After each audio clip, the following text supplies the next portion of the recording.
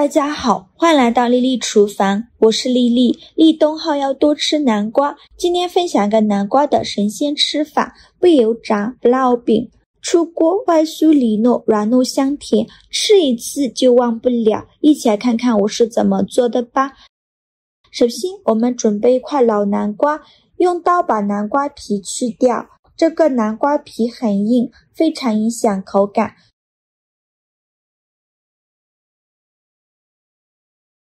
去皮后再把南瓜对半切开，再给它分成4份，再用刀把南瓜瓤和籽去掉。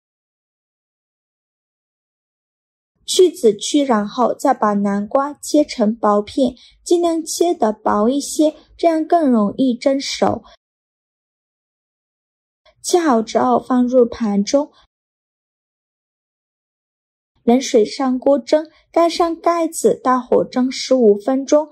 趁这个时间准备10克红枣，再加入10克葡萄干，淋少许清水，把红枣和葡萄干打湿，再加一勺食盐，加一勺食用小苏打，用手抓拌均匀，让每一个红枣和葡萄干都能裹上一层小苏打。因为红枣和葡萄干表面都有一些褶皱，里面是藏污纳垢的好地方，直接用清水洗很难清洗干净。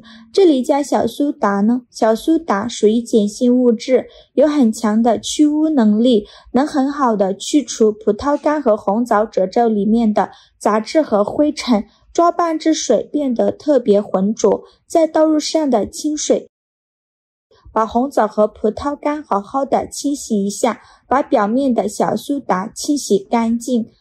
清洗一遍之后控水捞出，再放另外一盆清水中，给它多清洗几遍，直到把清洗的水变得清澈为止。洗净后控水捞出，直接放在案板上，取出一把厨房剪刀，把红枣剪成小块，把枣核去掉。全部剪好后，再和葡萄干一起剁碎，尽量多剁一会儿，剁得越碎越好。最后剁成这样的颗粒感就可以，再把它放入盘中。现在我们的南瓜也蒸得差不多了，我们打开盖子看看，戳一根筷子下去，能够很轻松就能戳穿，说明就已经蒸熟了。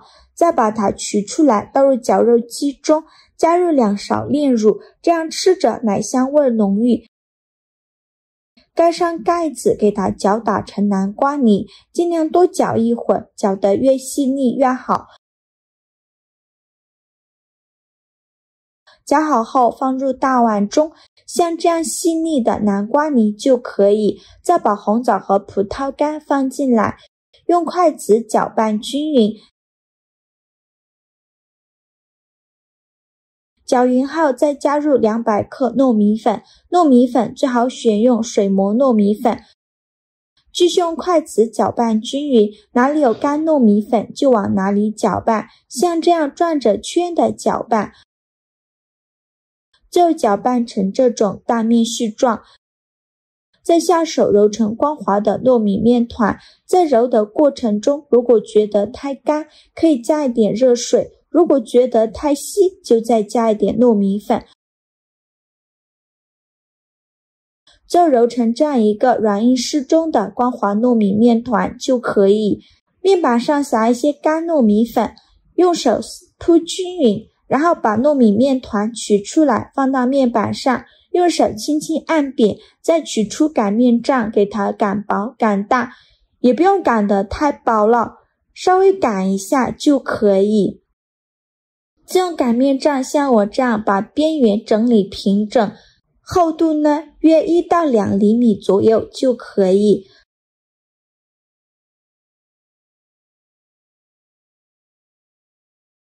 然后用刀给它切成宽条，宽约5到6厘米左右。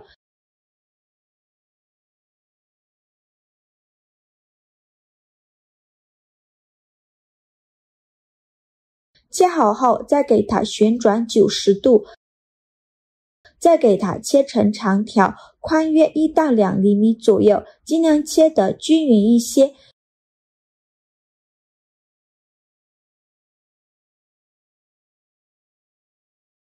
切好后，再撒上一些糯米粉，把它分散开，整理平整。整理好以后，准备一个烤盘，在底部铺上一张油纸，把整好的南瓜糯米条一个一个的放到烤盘上，中间要留一些空隙，防止粘连在一起。全部放进来以后，烤箱提前预热5分钟，把它放入烤箱中层，上下管190度烤15分钟。时间到，我们打开盖子看看，哇，好香啊！一股南瓜的清香味扑鼻而来。看一下，烤到这样的程度就可以，再把它取出来。其实呢，到这一步就可以美美的享用了，但是这时候吃起来会比较硬，为了吃着多一份软糯的口感，我们再把它放入蒸锅中，同样中间要留一些空隙，防止粘连。底部呢，铺上一张硅胶垫，全部放进来以后，在冷水上锅蒸，盖上盖子，大火蒸15分钟。时间到，我们打开盖子看看，哇，好香啊！现在的颜色更加红亮了，像这样说明就已经蒸熟了。再把它取出来，装入盘中，就可以美美的享用了。像这样非常好吃的南瓜糯米糕就做好了，颜色金黄金黄的，看着就很有食欲。刚入口能感受到外皮那带着烤制香气的酥脆，接着就是软糯弹牙的内里，南瓜的清甜在嘴里散开，红枣的香甜和葡萄干的酸甜交织其中，不加一点糖，每一口都特别的甜蜜，丰富了整个口感。这种先烤后蒸的做法，让糕体既有嚼劲又无比软糯，喜欢糯叽叽的人绝对不能错过，好吃到停不下来。好啦，今天视频就分享到这里了。这个视频麻烦您帮忙点个免费的小红心，下次不会做还能找到我。非常感谢大家的支持，我们下个视频见，拜拜。